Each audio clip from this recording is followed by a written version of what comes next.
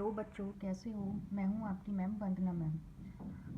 अभी class 10th का maths का बोर्ड का एग्ज़ाम आने वाला है, तो मैंने सोचा क्यों ना बच्चों के लिए कुछ इंपॉर्टेंट क्वेश्चन सेलेक्ट करके उनको सॉल्व किया जाए।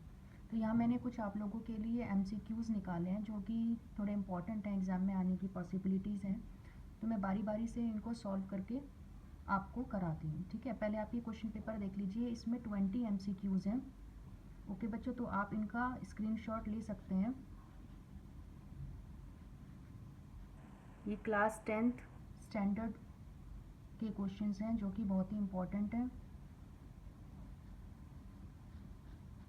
पहले मैं आपको सारे क्वेश्चंस दिखा देती हूँ, उसके बाद हम इनको सीक्वेंस वाइज सॉल्व कर लेते हैं। ये क्वेश्चन 7, देन क्वेश्चन 8 बच्चों यहाँ से स्टार्ट होता है। ओके, आई होप कि आपको क्लियर नज़र आ रहा होगा।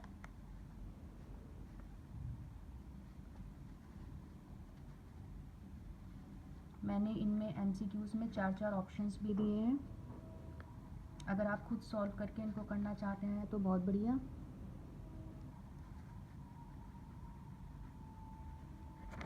उसके बाद क्वेश्चन नंबर 14 से इस पेज पर मैंने ये आपके लिए क्वेश्चंस लिखे हैं।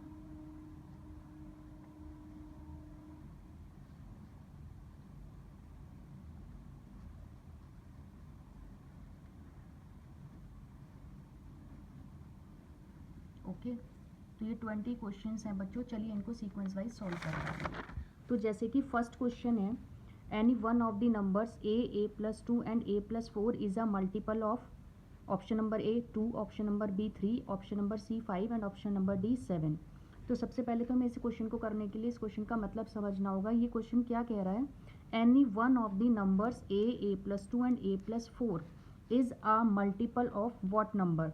मतलब इन तीनों में से कोई एक नंबर या तो 2 का मल्टीपल ज़रूर होगा, या 3 का मल्टीपल ज़रूर होगा, या 5 का मल्टीपल ज़रूर होगा, या 7 का मल्टीपल ज़रूर होगा। तो चलिए इस क्वेश्चन को सॉल्व करते हैं। क्वेश्चन नंबर 1 हमारे पास है बच्चों नंबर। MCQs में करने के लिए आपको वर्किंग थोड़ा क्लियर दिखाने की ज़रूरत नहीं है, आप रफ वर्क करके MCQ के ऑप्शंस पर टिक कर सकते हैं। तो हमारे पास नंबर है a+2 एंड a+4। अब अगर हम a की जगह बच्चों 1 ले लेते हैं तो हमारे पास नंबर आते हैं 1, 1+2 एंड 1+4। तो हमारे पास बच्चों नंबर आते हैं 1, 3 एंड 5। अब ऑप्शन में से अगर देखा जाए तो क्या 2 इनमें से किसी का मल्टीपल है? नहीं। क्या 3 इनमें से किसी का मल्टीपल है? यस। क्या 5 इनमें से किसी का मल्टीपल है? यस। और क्या 7 इसमें से किसी का मल्टीपल है? नो।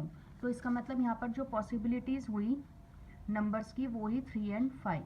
ओके, अब हम a की जगह 2 लेके देख लेते हैं बच्चों। तो क्या आता है? 2, 2+2, 2+4। तो ये आएगा 2, 4, 6। तो ये तीनों ही किसके मल्टीपल हैं? या तो ये 2 के मल्टीपल हैं, ओके, और 6 2 का भी मल्टीपल है और 3 का भी मल्टीपल है। तब क्या पॉसिबिलिटी हुई? 2 एंड 3। ओके, तो सिमिलरली हम a = 3 लेके देख लेते हैं। वैसे तो ये क्वेश्चन 2 पुट करने पर ही हो जाएगा, लेकिन हम 3 लेके भी देख लेते हैं।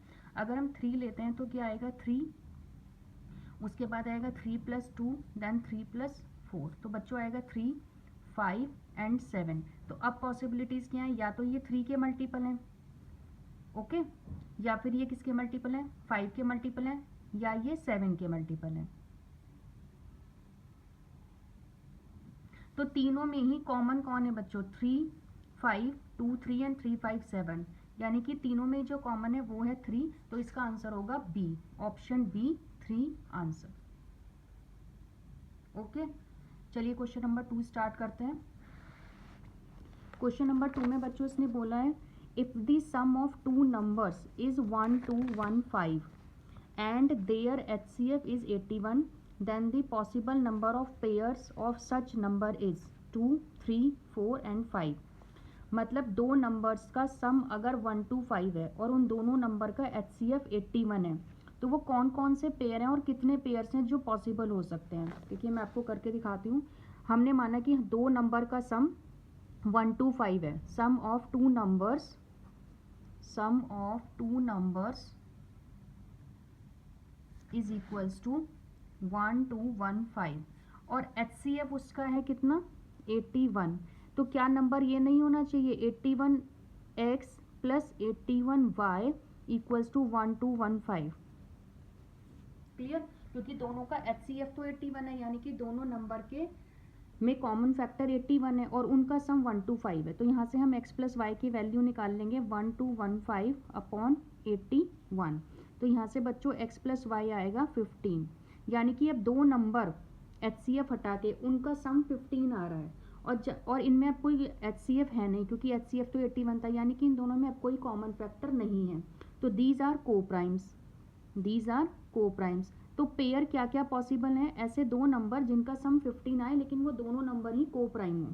तो या तो पॉसिबल है 1 and 14, या फिर पॉसिबल है 2 and 13, या फिर पॉसिबल है 3 and 12, लेकिन 3 and 12 में तो 3 कॉमन फैक्टर है तो ये हम नहीं लेंगे।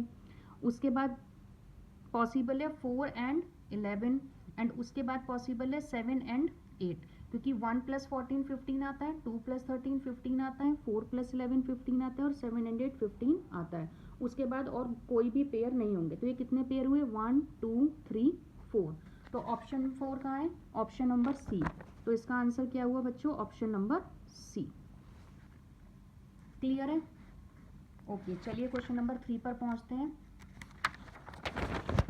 क्वेश्चन नंबर 3 है, if alpha beta are the zeros of polynomial fx equals to x² minus px plus 1 minus c, then alpha plus 1 beta plus 1 equals to question mark. आपको इसकी वैल्यू निकालनी है। तो हमारे पास बच्चों गिवन है एक polynomial F X equals to x² minus P X plus 1 minus C.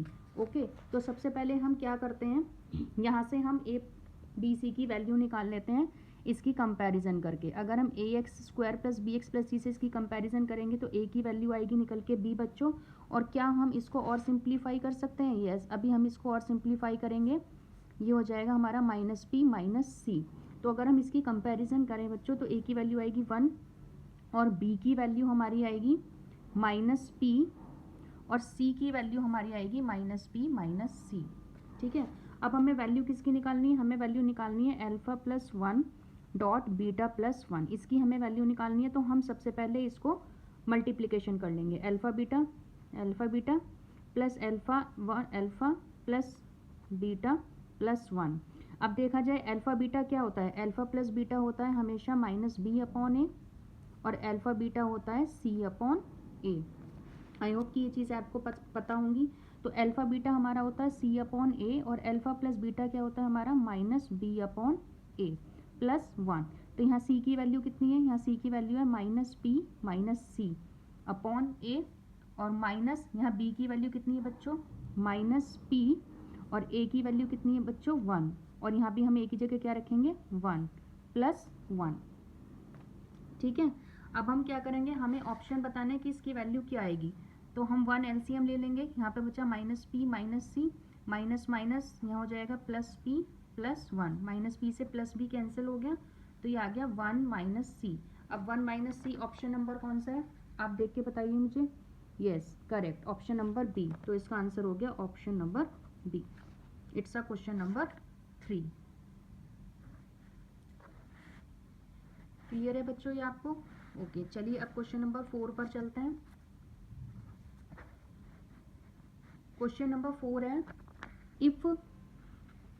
if zeros of the polynomial fx equals to x³ minus 3px² plus qx minus r are in AP, then, अब देखिए यहाँ पर polynomial हमें दिया है cubic और हमें AP की कंडीशन दे दी और MCQs दे दिए और ऑप्शंस दे दिए। तो हमें बताना है कि इनमें से कौन सा प्रूव दैट आंसर करेक्ट है।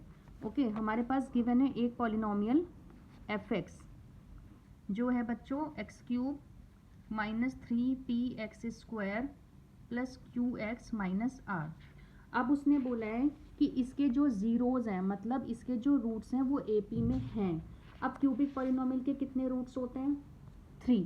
तो हमने मान लिया वो रूट्स हैं, आपने स्टैंडर्ड नंबर्स ऑफ AP पढ़ा होगा, तो वो 3 नंबर्स हैं हमारे a plus d and a minus d, यही होते हैं।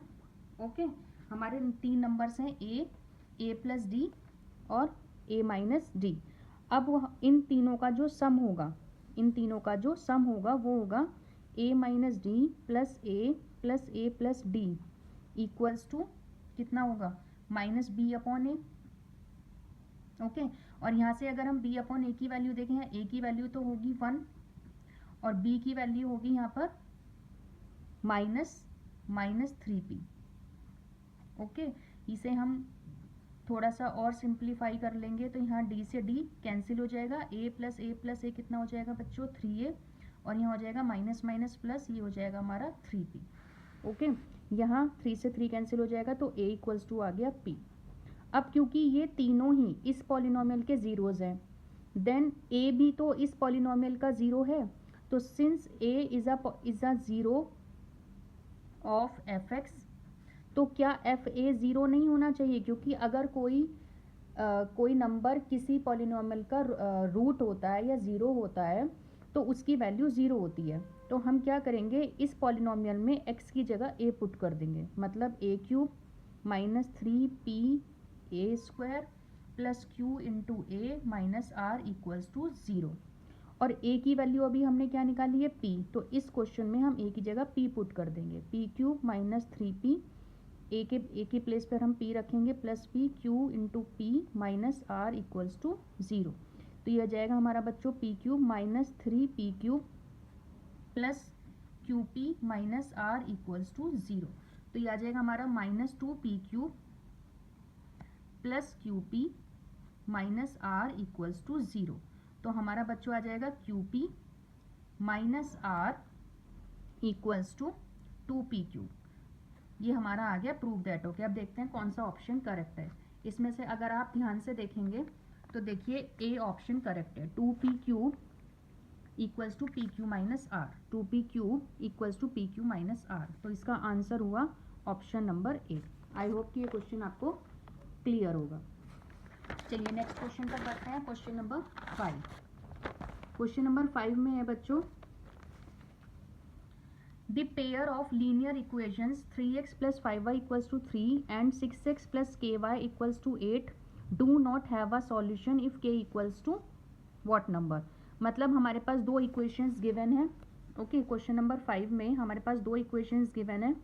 First one is 3x plus 5y equals to 3 and second one is 6x plus ky equals to 8।